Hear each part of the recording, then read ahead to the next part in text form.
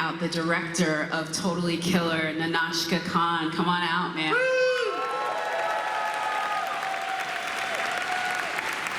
You take this. Yeah, you're the center of attention here. Center square? Center square. It's your turn on The Price is Right, yes ma'am. I will say this, I'm gonna get to Jason in a minute as far as him starting with you in the job, but I love about Blumhouse is horror is so multifaceted. It can be horror thrillers, it can be experiential horror, and then you can have absolutely hysterical comedy horrors like Totally Killer. So I know this feels very familiar to Blumhouse folks who like, you know, things like Freaky and Happy Death Day. Was this sort of meld of comedy and horror something that you always wanted to do? Because if folks don't know, she directed Ali Wong's last special, Always Be My Baby. I know you can make us laugh. Was that the part that drew you in, or was you really trying to make us also get a little bit scared? Yeah, I mean, I'm just like a fan of the genre, and so when I first met with Jason and his team, like it was basically for me to just be like, I'm a fan. After Always Be My Baby, and then this kind of, we were like, let's figure out what it is that we can do together. Like anything I do will always have a streak of comedy, you know, I'm never gonna do like Remains of the Day remake or something like that, you know, there'll be some sort of element, so this just made sense for us, and you guys were so supportive of the whole thing. Jason, I know when you have these meetings with directors, and they happen really often, especially right now as so many people are so interested in horror, I think it is almost like casting in a certain way, because you guys are looking for the right director with the right script, the right idea. What was it about those first meetings that you guys knew that this Totally Killer 80s, you know, playing with time comedy, that Nahnatchka would be the perfect director for it? Well, we had lunch at my house, right? And you know, when I met Nahnatchka, or when I meet, well, you particularly had this, like, you want someone, kind of what I was talking about before, you want someone who's has a very strong voice and a vision and a point of view and is very assertive, and you checked all those boxes many times when we met, and you gave me a lot of confidence in you, but really I chased you. I mean, you had, if you remember, there was like 2 other things happening. I got this panic call. We said, we gotta get this director. So I actually was chasing you. So to be fair. Ooh, I like to be wanted like that. That'd be great. Wasn't that true? There was out there something with teetering, and there was 2 things or 2 projects. Yeah, there was a couple things. Yeah, there was a couple things. Yeah, and then we had a Zoom, and you brought your 6-month-old daughter on because you were like, you can't say no to her. I use every tool at my disposal, including my children, obviously. That is a producer, ladies and gentlemen. Whatever you have in your toolbox.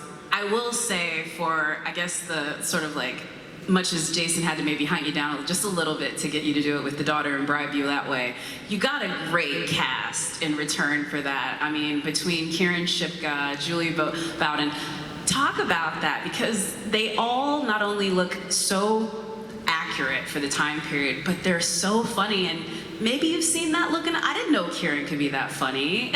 So talk about casting this film. Well, Kieran was the first piece for sure, and she was on everybody's, like the top of everybody's list, mine, Blumhouse, Amazon. And I'd actually worked with her briefly, like 10 years earlier, when she was like 12 or something, but the first show I created was called Don't Trust the Bitch in Apartment 23. And Wait, let's give it up one more time for Don't Trust Me in Apartment 23. If y'all would have been watching, it wouldn't have gotten canceled. I remember that, so shame on y'all. I'm just kidding out. But she did a guest spot, and there was an episode where her and James Van Der Beek were like observing each other for like a body swap movie or something. And so when I met her, I was like, you're not gonna remember, but we worked together, and she was like, of course I remember. Like, this happened, and James said that. It's like, she's such a professional, but I knew she was hilarious in that show, you know, and for that role. So I knew she had comedy like chops, basically, and she just like crushed it in this movie. I mean, she's playing so many levels of everything and making it look effortless. Yeah, the other thing, and I really want folks to check it out, is there's a real family heart to it as well. There's definitely really tender moments about time and what we play with, but before you get out of here, I do have to talk about what we got a glimpse of in that trailer, which is that you shot a full-on action sequence in a Gravitron. That's ambitious. I'm just gonna go ahead and say that, and it was hysterical and also really scary, because those things are scary just on the side of the road. And now you made it scarier. I mean, I'm so happy you like that sequence. Like, that's such an 80s ride to us too. Like, it's lawless. Like there's no harness, there's no like, they're like, here you go, like have fun. We'll see you in 5 minutes. And so, yeah, break their collarbones. They're trying to, and it's just like, the Gravitron. So I liked that for the vibe of our movie. And then that was a real Gravitron we found from some like carnies in Vancouver that we rented for like 3 days.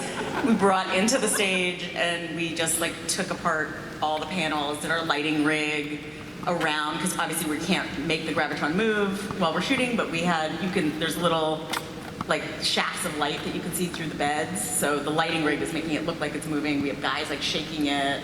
And then wherever the camera is not pointing, like all those panels are out. It's very long process. We have like wires are up there because when they all get thrown back, it's like, being pulled back. And it was like shooting in a coffin for like 3 days. So this was not, you regretted this decision after it was like, it was done. I regretted every choice I'd made in life. I was like, whatever's led me here is wrong. Because I was like, I need to be done with this. And then afterwards, I had like a little more time. And I was like, this is great. I'm so happy. One of the other things that's so great about Totally Killer, if you can't get it from just the way they have the font on the poster to the costuming to the hair, is it really does turn up the 80s to 11, if you know that reference. If you know that reference. But, I know, I was so proud of that joke. It was not as good. Okay.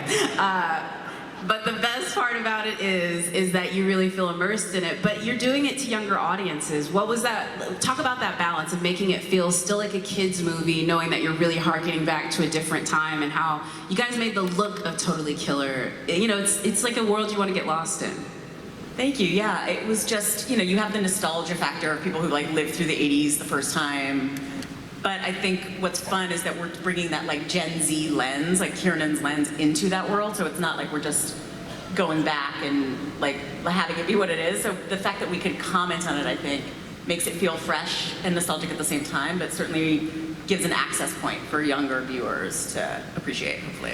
Jason, I want to bring it back to you real quick before we get out of here on Totally Killer, because we have more. They have so many things coming from Blumhouse. We have to get as many on this panel as possible. But I want to talk about the idea that Blumhouse is committed to not just a certain type of horror. You guys do every type of horror, and the comedy has been a huge part of this place from the beginning. Even the films that weren't maybe hard comedies, you guys very much leaned in comedic elements. Talk about why that's so important to have those different shades of horror even within the Blumhouse house. Well, I think it's important just because it keeps it interesting. It's interesting I think horror can take all different shapes and sizes. But as fans know, it's a little less applicable to this movie, but as a general rule, horror across all different types of horror, almost all of it, has a lot of comedy in it. And one of the reasons for that is when you have, if people start laughing, or when we start laughing, you relax. So when you're relaxed, it's easier to scare. If you're waiting for a scare, it's harder to scare you. But if you're not expecting the scare, and if you're relaxed and having a good time, a scare is more effective. So comedy and horror are really cousins in many ways. They're also the two genres that people really respond to vocally in the theater. The timing of a scare, the timing of a joke is very similar. You can have the exact right lines for a scare or a joke, and if they're not cut in the right way, as you know, neither one of them work. So horror and comedy really are cousins in more ways than one. I really love that you appreciate that, because again, this is a family affair in the sense that you just recently, like we've already talked about it, this very much borrows very similar to something like Happy Death Day, but you recently got to speak to the director of that, Christopher Landon, and I love that you guys had to have a little, like a Blumhouse family moment, because again, it's very similar, but I think that's something that you can only have in a studio like this where every director is having the same sort of experience. Yeah, it was amazing to talk to Chris, and he is a legend, and those movies, Freaky and Happy Death Day, are fantastic. And just understanding like the high concept with the horror and the comedy, and like Jason said, it is so close, and the difference is like where you think the scare is coming, the rhythm of comedy, the scare can't come where you think it's gonna come. So it's like where it either has to be before it or after it, so it's like that off rhythm of that versus the comedy, and nobody understands that more than Chris. I mean, he's such an amazing, talented director, so it was so fun. The interesting thing also about horror comedy, apropos of nothing, is that the reason you don't see a lot of, they're very few and far between, is because they're almost impossible to market. it's very hard to market horror comedy, which is why you don't see that many movies. But they're such fun, great movies. We love them. I want to get one more question because we really didn't talk a lot about her, but another big part of this one is Judy Bowen, like just everything that she's done on Modern Family, but to see her in this one, I would really love for you to talk about her and the adults of this, because they also, because of the time element, what they said at the beginning of the movie is really what helps you identify these younger versions as you see them later on in the film. Yeah, I mean, the adult cast is fantastic, starting with Julie, and I had known her, you know, we were both doing our TV shows on the same lot, so I knew her like kind of socially.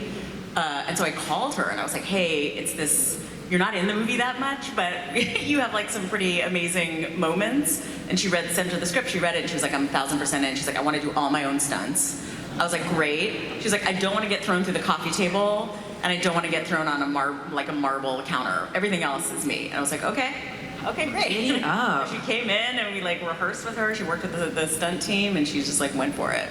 Also, you did get to bring back one of your Always Be My Maybe collaborators, Randall Park. I have a feeling that was probably a quick text, like, hey, let's do this together. Totally. I just texted him the address. I was like, show up here at 9 a.m. I didn't tell him any other details.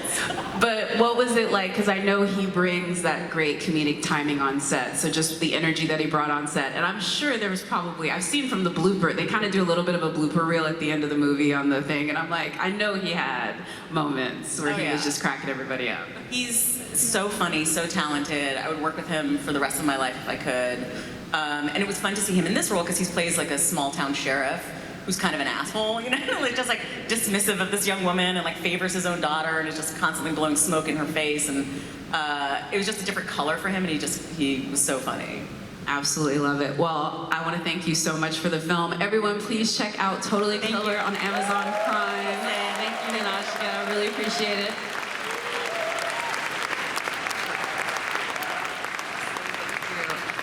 I'm like, I gotta get up quicker. Our next victim. I know. We were in the 80s. Now let's go and dive into the cool pool, because our next feature that we're going to talk about is Night Swim. Let's take a look. Night Swim.